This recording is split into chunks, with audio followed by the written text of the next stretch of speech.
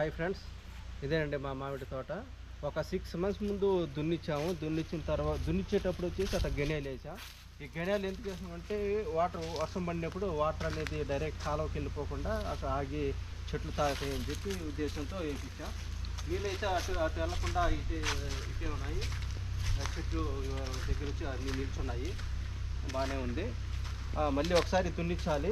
దున్నించిన తర్వాత మంచిగా గెనేలు వేసి ఎత్తుగా గెనేలు వేసుకుంటే నీళ్ళు డైరెక్ట్ కాలువకి వెళ్ళకుండా శుభ్రంగా ఉంటుంది. చెట్లు కూడా నీళ్ళు ఆగుతాయి. నీళ్ళు ఎంత ఆగితే చెట్టు అంత మంచిగా ఎగురు రావడం కానీ లేదంటే పూత పోయడం కానీ జరుగుతుంది.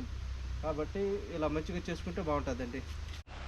మా అదృష్టం కొద్దికి మా మామిడి తోటలో 2 కాలువలు ఉన్నాయండి. ఇది ఒక కాలువ. ఈ కాలువలు వచ్చేసి కోన కాలువ అంటారు. దీంట్లో ఎక్కువ వాటర్ వచ్చిందండి. ఇవి వచ్చేసి ఇటువైపు వచ్చేసి యాక్చువల్గా ఊర్లు ఏం లేవు. ఈ వాటర్ అంతా కొండ నుంచి గుట్టల నుంచి వచ్చే నీళ్ళు, స్వచ్ఛమైన నీళ్ళు. మేము ఇంటి దగ్గర నుంచి వాటర్ తెచ్చుకోం. ఈ నీళ్ళే తాగి ఇక్కడే భోంచేసుకొని ఇంటికి వెళ్తూ ఉంటాం, ఇక్కడ పనులు చేసుకొని. అదేవిధంగా ఒక కాలువ కూడా అటువైపు ఉందండి, అది కూడా చూపిస్తాను. దాని పేరు వచ్చేసి విచిత్రంగా ఉంటుందండి, మంచి పేరు, చిలకట్ల కాలువ అంటారు. అది కూడా మీకు చూపిస్తాను, చూద్దాం రండి.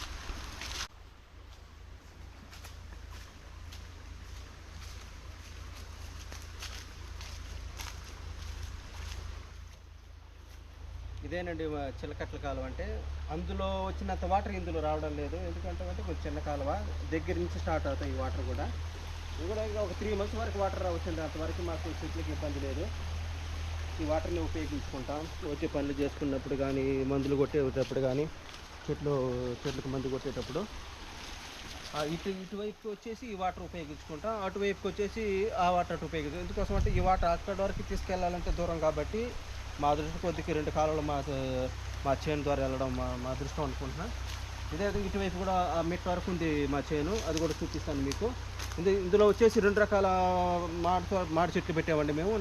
నీలమని ఒక రకం ఉంది, బేనీసా అనేసి దాన్ని బంగినపల్లి అంటారు. 2 రకాలు ఉన్నాయి. ఈ మంచిగా కాసేవంటి ఒకప్పట్లో. ఇప్పుడైతే కొంచెం అంత మంచి కాపు రావడం లేదు. చూస్తాం, అటువైపు కూడా చూస్తాం అండి. లొకేషన్ కూడా మంచిగా ఉంటుంది, బయట నుంచి సూపర్గా ఉంటుంది. అది కూడా చూపిస్తాం పని. మా మామిడి తోటల దగ్గర లొకేషన్ చూడండి ఎంత మంచిగా ఉందో. బండ చూడండి ఎంత హైట్ ఉందో. దాని కింద మాకున్న భూములు అండి మామిడి తోటలు. ఇక్కడ ఈ ఏరియాని వచ్చి బండ కింద అంటారు. ఎందుకంటే అది పెద్ద బండ కాబట్టి బండ కింద ఏరియాలో ఈ భూములు ఉన్నాయి కాబట్టి బండ కింద ఏరియా అంటారు దీన్ని. ఇక్కడే మాకు మామిడి తోటలు ఉన్నాయి. ఇక్కడ నుంచి 7 kilometers అండి మా ఇంటికి. చాలా అద్భుతమైన ఏరియా. లొకేషన్ కూడా చాలా అద్భుతంగా ఉంది. సూపర్ లొకేషన్ అండి ఇది. ఒకసారి మీరు చూడండి, ఎంజాయ్ చేయండి ఈ లొకేషన్ని.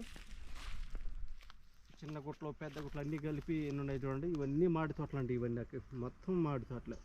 ఆ గుట్ట పైన వదిలేసి ఆ కింద డౌన్ ఉన్న ఏరియాలన్నీ మామిడి తోటలు. నేల కూడా మంచి నేల, రెడ్ మట్టి, ఎరుపు మట్టి ఉన్న భూమి. అందుకోసం మామిడికాయలు కూడా కలర్స్ చాలా సూపర్గా ఉంటాయి ఇక్కడ.